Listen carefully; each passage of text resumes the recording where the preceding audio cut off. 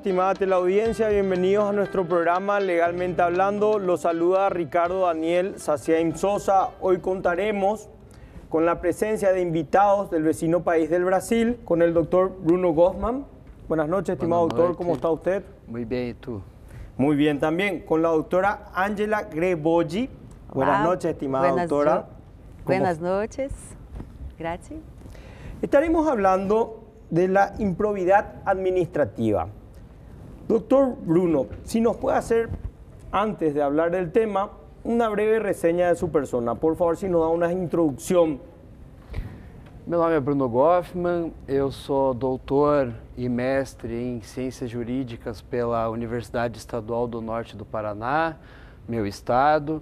Sou especialista em Direito Administrativo, sou professor de cursos de pós-graduação em Direito Administrativo, diretor do Instituto Paranaense de Direito Administrativo e advogado que atua na área do Direito Administrativo. Doutor, se nos puede decir qué se entiende por improbidad administrativa y por qué se dice que sería una nueva ley. Exato. A Constituição Federal brasileira, ela prevê no artigo 37 que a administração pública se pautará por princípios, dentre os quais a moralidade administrativa. E o mesmo dispositivo constitucional prevê no parágrafo 4º do artigo 37 a necessidade de uma regulamentação de uma lei que visa combater os atos de improbidade administrativa com a aplicação de sanções distintas daquelas de esfera criminal, sanções esta de um cunho cível. Então, a improbidade administrativa implica em restrições a direitos, como, por exemplo, a perda dos direitos políticos, a perda da função pública de um agente público que, porventura, cometa um ato de improbidade, a aplicação de multa civil a este mesmo agente, a necessidade de um ressarcimento ao erário, caso ele dê causa a um determinado prejuízo, que ele, por exemplo, se enriqueça ilicitamente em detrimento do Estado. Então, é uma outra natureza sancionatória de um agente público ou então a um particular que com ele contribua, que com ele colabore, para que ele, evidentemente, seja sancionado, além também da responsabilização de ordem criminal. Sei que aqui no Paraguai existem leis que combatem a corrupção e aplicam sanções de cunho, inclusive de restrição de liberdade aos agentes públicos que cometem um ato de corrupção, por exemplo. No Brasil nós também temos, mas para além da responsabilização criminal, nós temos a responsabilização administrativa e também esta de natureza cível, que é a improbidade. Então acontece que o artigo constitucional foi regulamentado por uma lei de 92. Com a aplicação desta lei ao longo dos mais de 30 anos, chegou-se à conclusão de que haveria a necessidade de uma alteração legislativa de modo a tornar esta lei mais atual.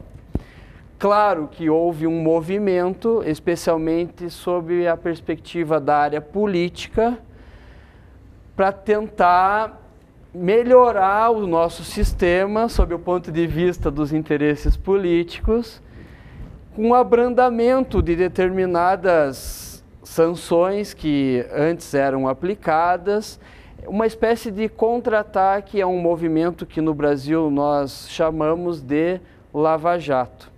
Então, a Operação Lava Jato, a partir daquele contexto, houve o combate à corrupção de uma maneira extrema, e isso provocou uma certa paralisia na administração pública, porque todos os agentes públicos tinham medo de responder pessoalmente por atos de improbidade, por ações criminais. Então foi um movimento para contra-atacar aquele fenômeno que nós observamos, aquela caça às bruxas que ocorreu a partir da Operação Lava Jato no país.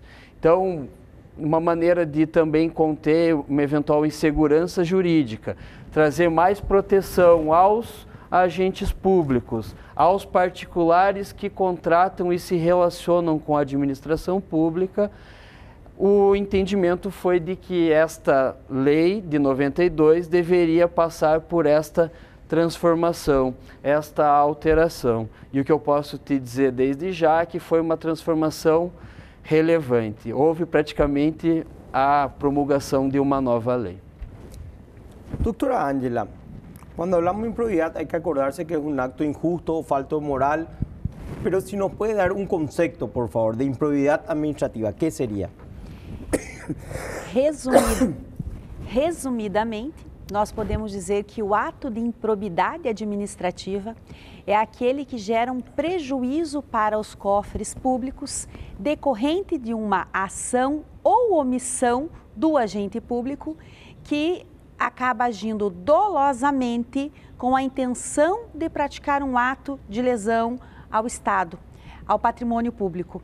Então, basicamente, nós temos ações ou omissões dolosas, porque essa foi uma alteração que ocorreu com a lei. Então, essa nova lei de improbidade, ela apenas pune atos dolosos, ou seja, aqueles em que a pessoa possui a intenção prévia de causar aquele prejuízo ao erário para que haja punição. Então, a nova lei, ela impossibilita que atos culposos por imprudência, negligência, imperícia sejam punidos. Então, apenas os atos dolosos que causam lesão ao erário, ao Estado, ao patrimônio público. Isso é um ato de improbidade, seja por aquilo que se fez ou por aquilo que se deixou de fazer com a intenção de prejudicar o erário. E deve ser realizado el acto por un funcionario público ou pode ser por um particular? Nós podemos ter tanto o funcionário público quanto o particular agindo em conluio com os agentes públicos para a prática do ato de improbidade. Então, o ato de improbidade vai atingir o servidor público, que é aquele funcionário, aquela pessoa contratada pelo Estado para prestou um concurso público e é contratado pelo Estado para prestar serviço público, como os comissionados, que são aqueles que são indicados para exercer cargos públicos, como terceiros ou pessoas jurídicas de direito privado que acabam agindo em conluio com o agente público para a prática do ato de improbidade. Entendiendo el concepto de lo que sería la improbidad administrativa, mi querida doctora, si nos puede dar una presentación, no quería cortar la idea. Una presentación tuya, por favor. Assim, meu nome é Ângela Maria Griboge, eu sou advogada, servidora pública, me formei em Direito e em Filosofia, fiz cursos de graduação, pós-graduação, mestrado. No momento estou estudando doutorado, fazendo doutoramento, e o meu doutoramento é voltado, em uma certa medida, para as questões que envolvem a corrupção dentro dos conselhos do meio ambiente, quando da destinação das verbas públicas de fundos, né? Então, os conselhos municipais, estaduais e federal do meio ambiente, eles possuem verbas e essas verbas são destinadas para o meio ambiente. Então, eu estudo essa questão do desvio dessas verbas por atos de improbidade ou atos ilícitos mesmo de corrupção. Continuando con la idea entonces, doctora, ¿cuáles fueron estos cambios introducidos, esta reforma, los cambios más puntuales? ¿Qué fue lo que cambió con esta reforma? Alguns pontos foram extremamente relevantes e impactantes se comparado à lei de 92 com a lei de 2021. Por exemplo, quem possuía legitimidade para dar início a uma ação de improbidade? A ação de improbidade é uma ação cível. Então, nós temos responsabilizações civis, criminais e administrativas no Brasil. Quando nós estamos tratando de improbidade administrativa, nós estamos na esfera cível. Nesta esfera cível, a lei antiga possibilitava que o Ministério Público e que o órgão que sofreu a lesão em razão daquele ato de improbidade, pudessem ajuizar ações de improbidade. Com a nova lei, foi retirada a possibilidade, o texto da lei retirou a legitimidade daqueles órgãos que eram os órgãos que os órgãos públicos que sofreram impacto com o ato de improbidade. E essa foi uma questão, inclusive, que chegou ao STF para que se debatesse a questão da constitucionalidade dessa retirada da legitimidade daquele órgão que sofreu a lesão e que não poderia mais ajuizar a ação de improbidade, porque essa legitimidade foi resguardada com exclusividade para o Ministério Público.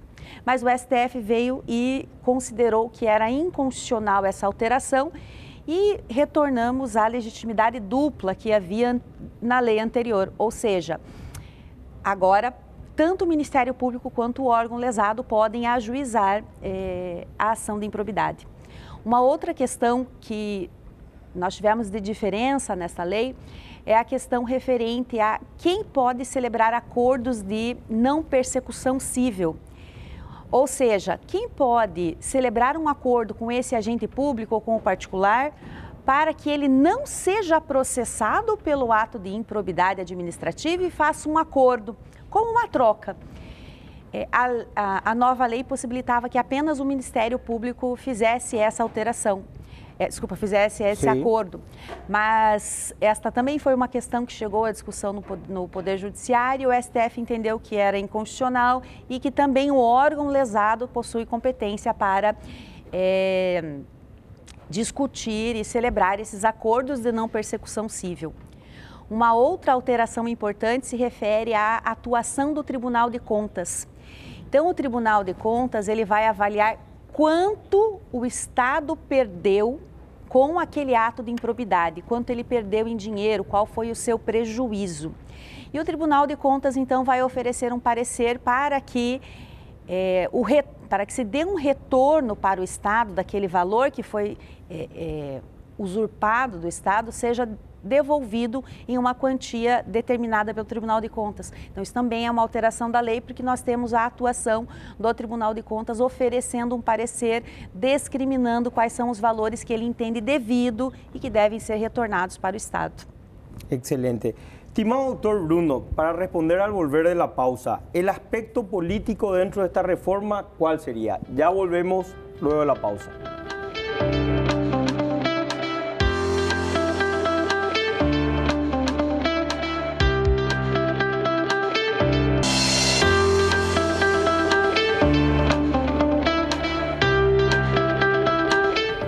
Seguimos nuestro programa Legalmente Hablando. Estimado doctor Bruno, cuando hablamos de esta reforma en el ámbito político, ¿qué opina usted? Essa reforma, sem sombra de dúvidas, tem um componente político muito forte. Como eu havia comentado anteriormente, nós passamos, especialmente a partir de 2014, um momento de combate à corrupção desenfreado, uma verdadeira caça às bruxas que teve como inspiração a Operação Lava Jato. Inclusive resultou na prisão do atual presidente do Brasil, Luiz Inácio Lula da Silva.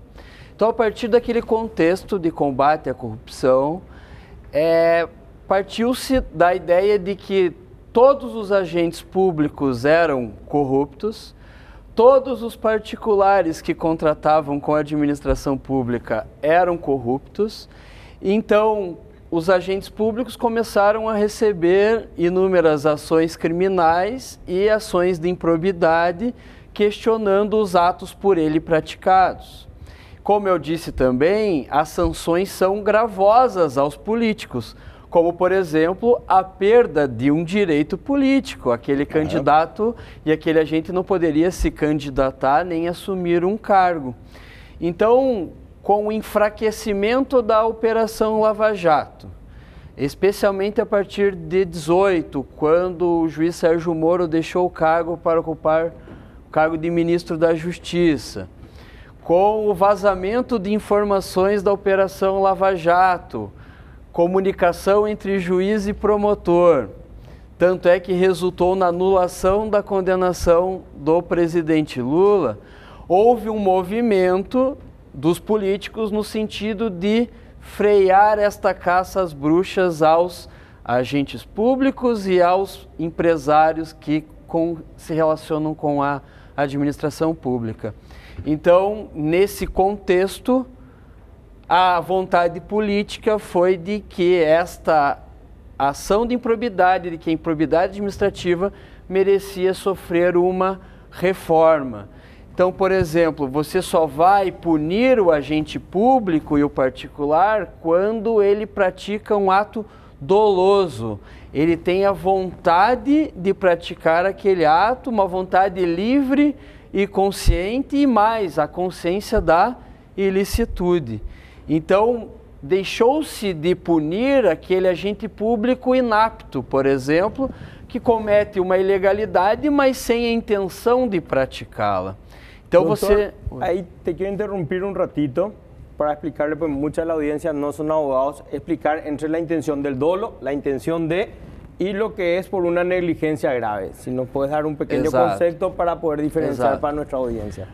O dolo, na verdade, que é o requisito para a condenação da improbidade, ele deve ser um dolo específico. Não basta a vontade, não basta a negligência, a culpa grave. Ele tem que ter a intenção de praticar o ato e a consciência de que aquilo que ele está praticando, de fato, é uma improbidade e que ele vai auferir um benefício em detrimento do erário, ou que ele está ferindo o interesse público, ofendendo um princípio. Então há que se ter essa consciência de que ele está agindo em detrimento do interesse público. Então não basta ele cometer uma culpa, ser inapto, cometer uma culpa grave. Deixou-se de punir a culpa grave para punir o dolo, a intenção, punir aquele agente corrupto, aquele agente que age com má fé. Com um acto de corrupção. Exatamente.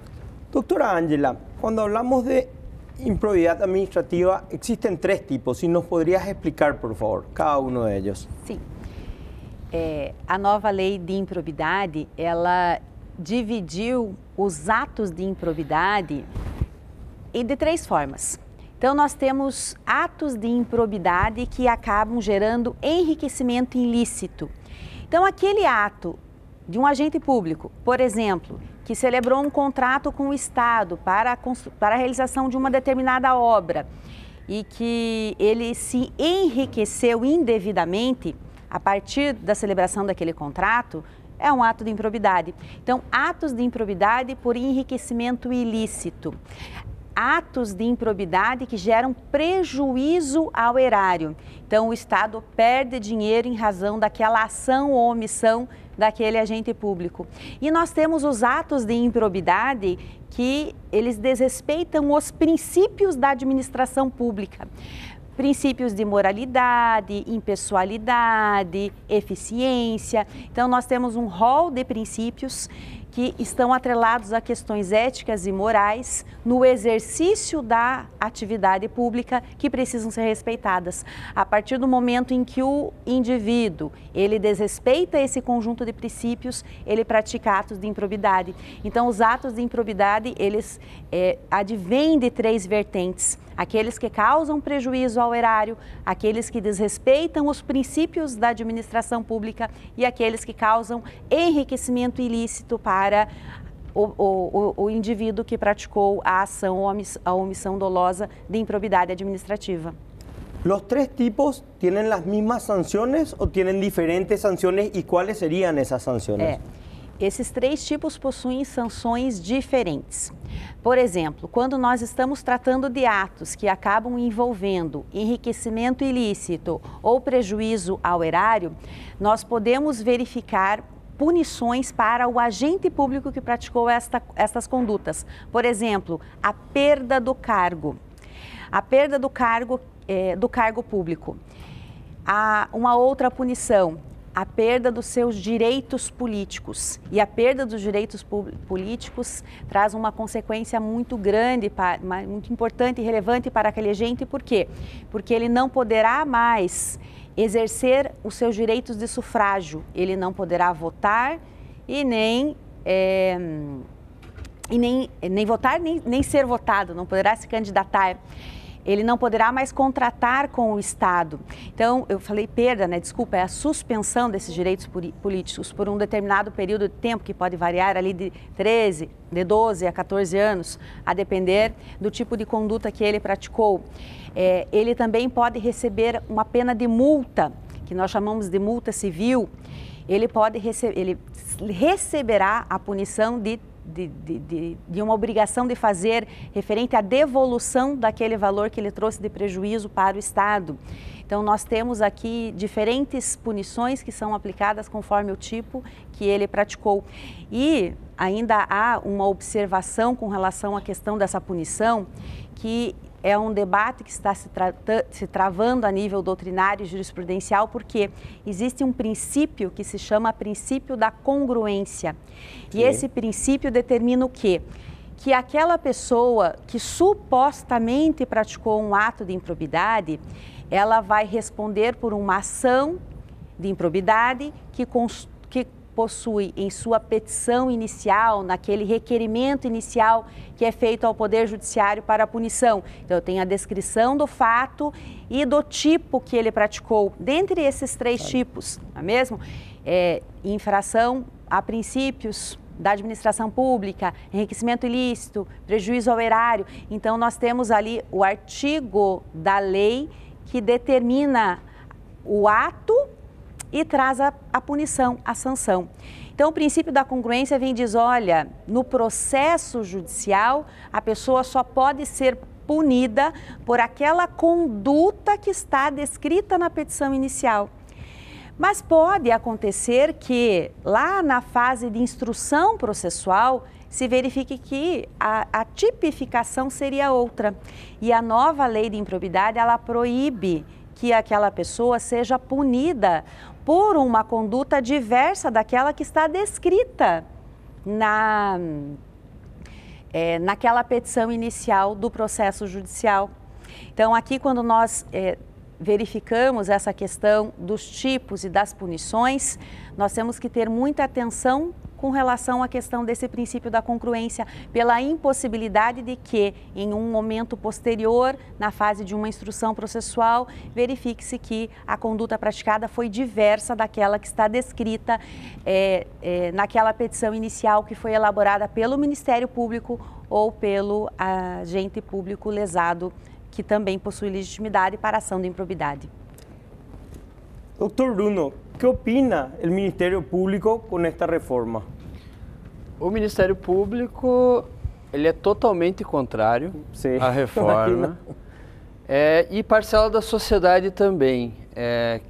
Houve um questionamento muito grande a respeito desta reforma na lei de improbidade, sob o entendimento de que ela fragilizaria o combate à corrupção, exatamente por exigir o elemento doloso, mais do que isso, a intenção livre e consciente de produzir o ato, o dolo específico, os requisitos para a petição inicial, como a professora Ângela mencionou anteriormente, a necessidade de produzir prova desde o início do cometimento de um ato de improbidade, a questão das indisponibilidades de bens dos acusados, a possibilidade de celebração de acordo com aqueles agentes públicos que supostamente cometeram atos de improbidade, a possibilidade de uma prescrição intercorrente no processo. Então, houve entendimento de que esta alteração ela fragilizou o combate à corrupção, tanto é sim que o Ministério Público propôs diversas ações de inconstitucionalidade contra esta reforma, sob a perspectiva de que a nossa Constituição prevê exatamente a necessidade de preservação da moralidade. A nossa Constituição prevê a necessidade de uma probidade administrativa. E mais do que isso, o Brasil é signatário de alguns tratados internacionais pelos quais ele se comprometeu a combater a corrupção. Então, esse é o entendimento do Ministério Público, que é o legitimado a propor as ações de improbidade, um dos legitimados, mas também de parcela da sociedade que foi contrária há também em virtude da percepção de que houve um movimento político legislativo para fragilizar este combate à corrupção. Poderíamos falar de um movimento político como para blanquear ou poner trabas em investigações? Também. Só que eu, como advogado, e aí atuando nas ações de improbidade, defendendo o devido processo legal, eu entendo que esta lei, ela trouxe benefícios sob a perspectiva do réu, sob a perspectiva da administração pública, para que a gente deixe de observar a administração pública do medo. Os agentes públicos e os particulares tinham medo de se relacionar com a administração pública. Tinham medo de praticar os atos justamente com o receio de responderem por uma ação de improbidade. Então, sob essa perspectiva, eu entendo que a alteração legislativa foi bastante benéfica, não só para os agentes públicos e para os empresários, mas para toda a sociedade, porque trouxe mais segurança jurídica. Doctor Bruno, muchas gracias por haber compartido con nosotros esta noche. Doctora Ángela, muchas gracias por haber compartido con nosotros esta noche. Vamos a una pausa y ya volvemos.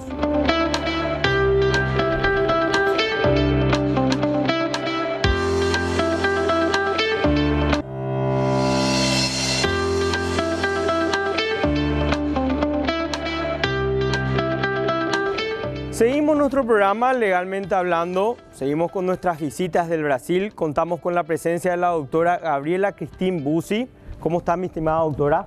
Bien, gracias. Muchas gracias por compartir con nosotros. También contamos con la presencia de la doctora Juliana Vasconcelos de Castro. Buenas noches, estimada doctora. Buenas noches. Un gusto tenerlos acá. Bueno, hoy estaremos hablando de redes sociales, derecho de imagen y libertad de pensamiento. Doutora, se nos puedes fazer uma apresentação tuya, por favor? Sim. Então, sou Gabriela Busi, sou advogada e professora na Universidade Tuiuti do Paraná. Também sou coordenadora do curso de Direito. Sou mestre em Direito Empresarial e Cidadania e também doutoranda pela Universidade de Lisboa. Muchas gracias, mi querida doctora. Doctora Juliana, se nos poderia dar uma introdução suya também, por favor? Tudo bem.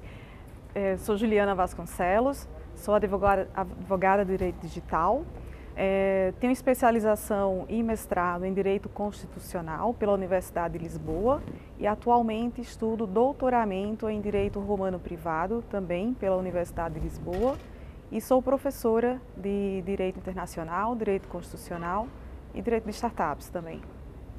Excelente, muchas gracias. Estimada doctora Gabriela, ¿por qué necesitamos hablar del derecho y redes sociales? Bom, falar do direito e das redes sociais na atualidade é fundamental, porque precisamos notar a quantidade de pessoas conectadas no mundo atualmente. Essas pessoas, cerca de 66% da população mundial está conectada na internet e a maioria delas conectada nas redes sociais, sendo que o WhatsApp é a rede social mais acessada ultimamente, seguida do Instagram e Facebook. Precisamos falar do direito e das redes sociais justamente pelo fato de que os usuários eles podem inserir as suas publicações, essas publicações podem afetar não apenas esse indivíduo, mas também toda a coletividade. E pensamos também no tempo que essas publicações acabam sendo veiculadas, que é praticamente num caráter imediato, bem como todo o âmbito espacial que ela atinge, quando falamos desse cyberespaço. Não temos como limitar nem o tempo, nem o espaço, mas sim o acesso a essas informações e a essas publicações de forma instantânea em todo o espaço. Prácticamente. Doctora Juliana, ¿qué relación existe entre la expansión de las redes sociales y los derechos de imagen de la persona? Bem, sabemos que as redes sociais se constituem em um instrumento de comunicação em massa muito poderoso. principalmente devido à sua abrangência em termos de quantidade de pessoas que essas redes atingem, assim como a velocidade com que atingem todas essas pessoas, não só a nível de um país, mas ao nível também de um mundo inteiro. Então, temos ao mesmo tempo a questão da velocidade da informação, como também a questão da abrangência a nível mundial. E nesse sentido, temos a questão da liberdade de expressão, em que as pessoas elas se sentem muito à vontade para expressar suas opiniões. Elas têm essa liberdade, mas ao mesmo tempo temos as questões relacionadas ao direito de imagem das pessoas. Então, é preciso haver um balizamento maior, uma relação de razoabilidade, de proporcionalidade em relação a essas duas questões, principalmente porque são dois direitos. Ao mesmo tempo que temos que pensar que temos o direito de nos expressar livremente, temos também que respeitar a imagem e a honra das pessoas também. Claro, quando estamos ante um caso de la libre expresión nuestra, pero afecta la imagen de una persona, estamos hablando de un caso similar, cuando alguien le escracha a otra persona o le afecta en su pudor o en su imagen. Sim, essa questão da imagem tem que ser feita de uma forma muito cuidadosa. Nessa questão há um nível de ponderação, já que estamos diante de direitos que chamamos de direitos fundamentais, que são direitos tutelados fortemente pelas democracias modernas, mas nenhum dos dois se constituem como uma forma de direito absoluto. Não há uma hierarquia, um não se sobrepõe ao outro. Então é preciso que haja um equilíbrio. Os dois, eles existem, eles coexistem, mas eles não se sobrepõem. O direito de imagem não pode estar sobreposto ao direito em relação ao direito de informação e vice-versa. Então tem que haver uma ponderação. Nesse sentido, o quanto que estaria sendo mais prejudicado, o direito de imagem ou o direito de comunicação, para se ponderar quem prevaleceria em cada caso específico. Doctora Gabriela, ¿qué podríamos decir de la necesidad de regular este tipo de espacios? Considerando que as redes sociais fazem parte de um ambiente privado, de relações privadas, onde os indivíduos, os usuários, eles aderem aos termos de uso e direcionamentos expostos por essas redes sociais, nós devemos observar uma necessidade de limitação sobre o conteúdo que lá pode ser veiculado. Continuando o que a doutora Juliana comentou, sim, essa possibilidade de liberdade de expressão que todos os indivíduos têm, bem como relacionando ele com todos os outros direitos fundamentais, inclusive o de imagem, nós precisamos, em algum momento, observar possíveis limitações, porque nós devemos tomar cuidado quando falamos da veiculação de imagens de outras pessoas ou de informações de outras pessoas. Então, a exposição acaba sendo muito grande. Em razão disso, precisamos trazer essa regulamentação. Também, e talvez mais importante, para que possamos limitar também ou responsabilizar quem deve ser o responsável pela veiculação daquela informação, seja a própria rede social, seja o usuário. Então, no intuito de proteger estes usuários que se expõem nesse espaço cibernético, o Estado, o direito precisa resguardar essas relações. Por isso, a necessidade de uma regulamentação. Quando hablamos de limitar, o incluso hablamos de responsabilizar, porque muchos de los scratches inician con cuentas fantasmas.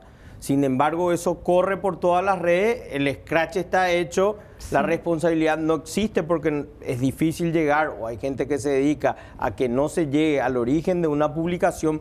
¿Cómo limitamos eso? Cuando hablamos de limitar, ¿cómo se podría limitar algo como eso? Ok. Nós devemos tomar um cuidado muito grande quando falamos dessa limitação, porque nós não vamos limitar o direito de se expressar, mas nós devemos ponderar quando analisamos os direitos fundamentais e essa liberdade que os indivíduos possuem de se expressar, de se manifestar.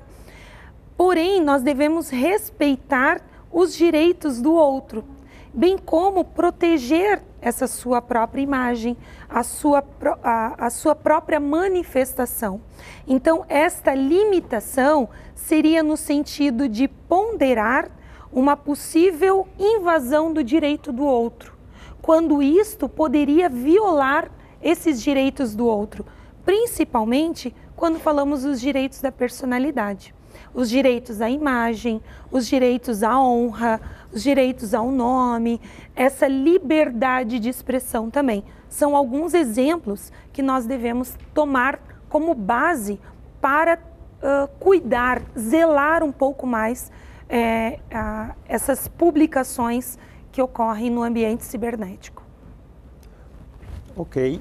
Doctora Juliana, ¿considera entonces que la expansión de las redes sociales en la vida actual contribuyó en gran medida a que las personas hagan uso de su derecho de libertad de expresión? As redes sociais... Não compreendi, desculpa. A ver, si las redes sociales, su presencia en la vida actual, como todos usan, eso pudo hacer en las publicaciones cuestionadas. A ver, cuando ocasionamos daño, voy a reformular la pregunta. Cuando uno le escracha o ocasiona daño en la imagen de otra persona, cuando hablamos de la libre expresión, ¿cómo colusiona? Como se soluciona? Sim. Sim. Normalmente, esses direitos violados, eles são tutelados através do Poder Judiciário. Então, a pessoa que teve o seu direito violado procura o Poder Judiciário, que vai adentrar na questão com mais profundidade, através de um processo judicial, onde a pessoa que está sendo acusada dessa violação de direito vai ter todo um acesso a um contraditório, uma ampla defesa, e o judiciário, ao averiguar a questão da ilegalidade da conduta, vai ter uma sentença no sentido de coibir aquela ação e vai entregar essa obrigação de executar essa reparação para as redes sociais. E as redes sociais, elas têm que acatar com esses mandamentos do juiz. ¿Sería como un daño moral hacia la persona afectada? Sim, um dano moral, um dano material, sim, um dano à imagem, a questão da honra da pessoa, por exemplo, que enseja os danos morais, por exemplo. Tudo isso o Poder Judiciário tutela e entrega às redes sociais a obrigação de excluir conteúdos ilegítimos, por exemplo. En esa tutela, ¿las sanciones son administrativas o privativas de libertad? Elas são sanções privativas do direito de liberdade de expressão de forma muito reduzida. Porque o que a gente tem que lembrar sempre é que um direito não pode se sobrepor ao outro. Por exemplo, eu não posso ter o meu direito de liberdade de expressão que chegue ao ponto de difamar a outra pessoa. Ao mesmo tempo, eu também não posso ter o meu direito privativo à minha questão da minha imagem que leve a um cerceamento do direito de expressão do outro também. Ou seja, nessa questão o judiciário analisa o quanto que de ilegalidade existe para que cesse a questão da ilegalidade e determina determinadas posturas para as redes sociais para que retirem aquelas publicações ilegítimas. O sea que se pueden retirar esas publicaciones. Sim, sim. Sería como el derecho al olvido. Sim, exatamente. Direito ao esquecimento? Sim, o esquecimento. No Brasil houve uma polêmica em termos do direito ao esquecimento, né? A nossa Corte Suprema, o Supremo Tribunal Federal, chegou à decisão de que isso não caberia, porque tem a questão do direito à informação, o direito a se informar a respeito de aspectos jurídicos da pessoa, na esfera jurídica. Então, esse direito ao esquecimento não foi tutelado como um direito, uma vez que existe a questão da informação. A questão da comunicação está ligada à questão da informação. O direito de ser informado. Não seria bem... Perdão. Sim, não, por favor. Não seria uma questão do direito ao esquecimento, mas na questão de existirem condutas ilegítimas, aquela conduta tem que ser retirada para evitar um dano à imagem privada da pessoa. Então, são situações pontuais. O judiciário analisa isso caso a caso. Bueno, debemos ir a una pausa, pero vamos a desarrollar este tema del derecho al olvido, me interesa bastante. Ya volvemos luego de la pausa.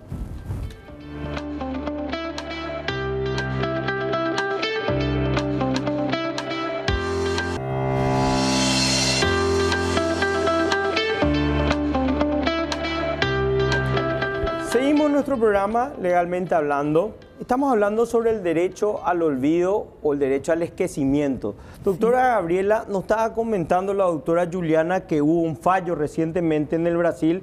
¿Fue un fallo del Tribunal Federal? Sí. ¿En qué consistia? Si nos puede comentar todo. Sim. Foi uma situação onde foi levado à Corte Suprema do Brasil, ao Superior Tribunal de Justiça, uma situação onde a família da vítima requereu, por intermédio de uma tutela inibitória, que um determinado programa de TV não reprisasse aquele conteúdo, em razão de todos os danos que causavam à família relembrar daquela situação.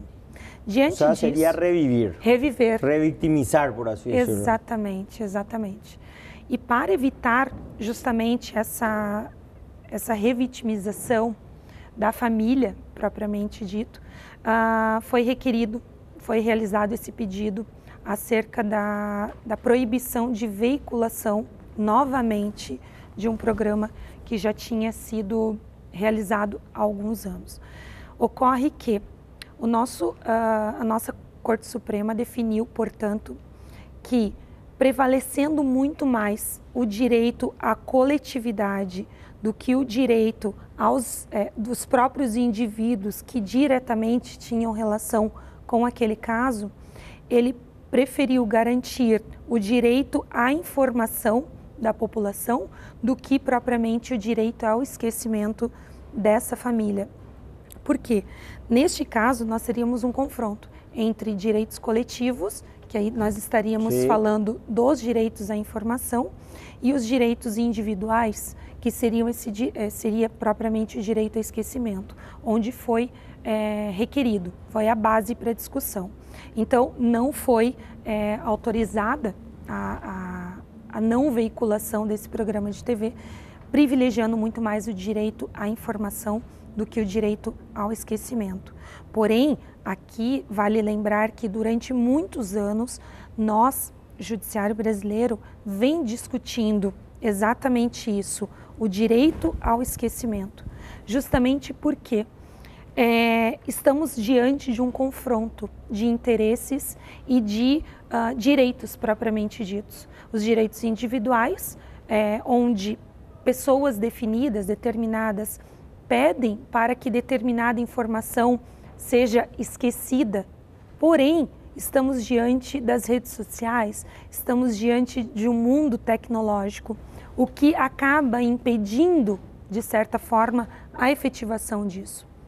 E garantindo muito mais o direito à informação da coletividade, então, hoje nós temos decisões judiciais no sentido de prevalecer a necessidade de informar a população do que propriamente resguardar os direitos individuais. Até porque, no âmbito cibernético, não teríamos como limitar a veiculação de uma determinada informação.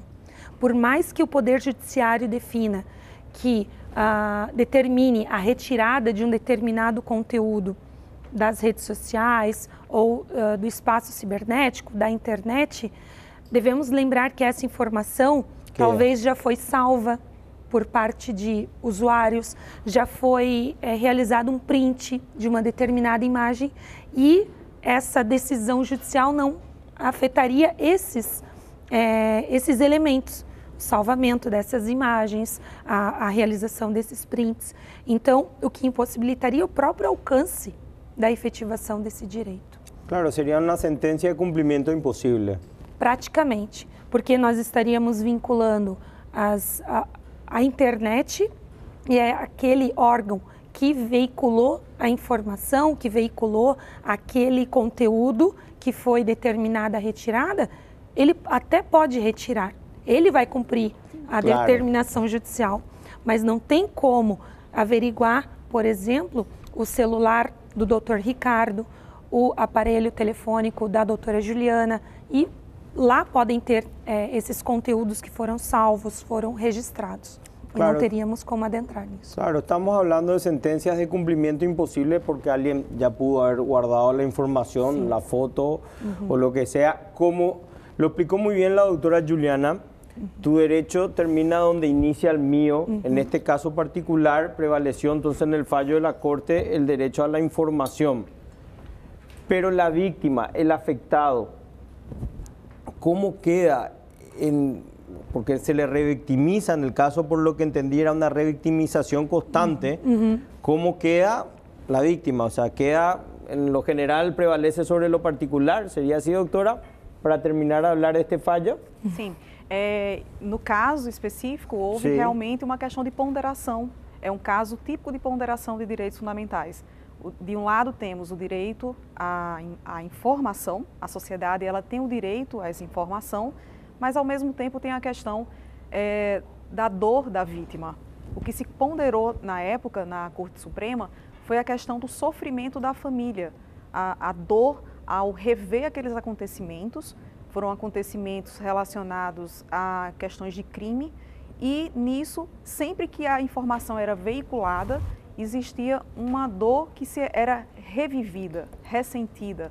Então, sim, se pediu para que isso deixasse de ser veiculado, considerando a situação específica da família, diante de um sofrimento que sempre era revivido. Porém, se considerou que a informação estava sobreposta nessa situação. Não é que sempre a situação do coletivo vai prevalecer sobre o privado. Por exemplo, diante de direito civil, o direito civilista, nós temos que as relações privadas são bem preservadas. Diferente, por exemplo, de um direito administrativo, em que o interesse público está sobreposto sobre o interesse particular. Mas, quando envolvem direitos fundamentais, é necessário essa questão da ponderação. E, nesse caso, o que prevaleceu foi o interesse coletivo, o interesse público. Muchas gracias, doctora. Doctora Gabriela, cuando hablamos de la protección de los derechos de la personalidad, y por lo que ya hablamos, entonces, ¿cómo se daría? Ok. Neste caso, inclusive, partindo do direito ao esquecimento, nós temos também a consideração disso e a forma de adentrar na proteção dos direitos da personalidade, que justamente teria relação também com o direito ao esquecimento. Devemos lembrar que, judicialmente, nós podemos requerer a proteção de forma preventiva ou de forma repressiva. Ou seja, quando temos apenas uma ameaça à ocorrência do direito, uma violação dos direitos da personalidade, ou quando ele efetivamente ocorre.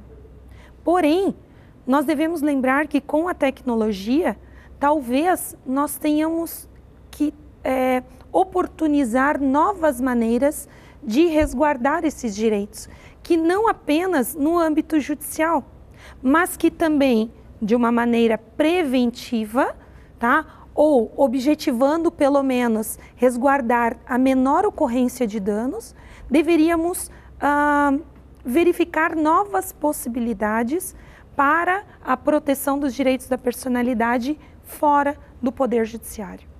Qual seria um exemplo de um caso preventivo? Sim, quando, por exemplo, eu utilizo, eu tenho uma determinada imagem, por exemplo, do Dr. Ricardo, que está exposto numa situação vexatória, por exemplo. E nesta situação, utilizo essa imagem, por exemplo, ameaçando o Dr. Ricardo, dizendo que eu vou veicular essa imagem. Porém, você deve ter a preservação da sua imagem de uma maneira profissional, por exemplo. Você não poderia ter a veiculação dessa imagem, porque isso poderia atingir a sua imagem profissional.